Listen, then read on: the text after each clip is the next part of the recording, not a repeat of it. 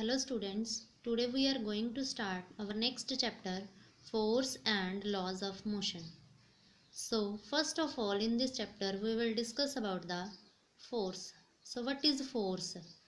Exactly, force is push or pull on a body. What is push or pull?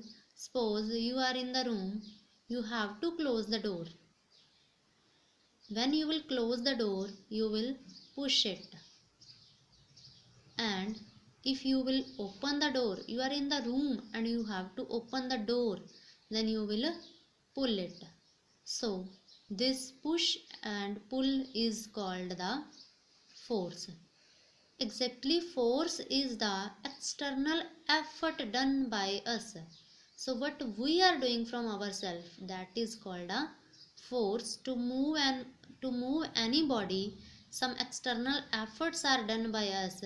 So those external efforts are in the form of push or pull. So that is called force.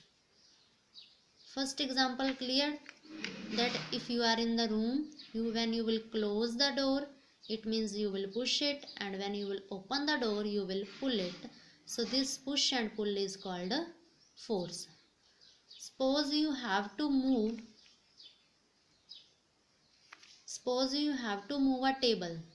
To move a table, some external efforts will be done by you. So those external efforts are called force. If you are playing with the football, you will kick to the football. So that is also you are applying a force. When you will open the drawer, then also you are applying the force on that drawer. So next we will discuss about the direction of a force. So what is the direction of a force? The direction in which a body is pushed or pulled is called the direction of force. So suppose beta, when you will push to the door, so that will be the direction of force, in which direction you will push the door. So that is called the direction of the force. If any object we are moving, it is moving away from us, that will be the direction of the force. And if it is coming towards us, that will be then it will be also direction of a force.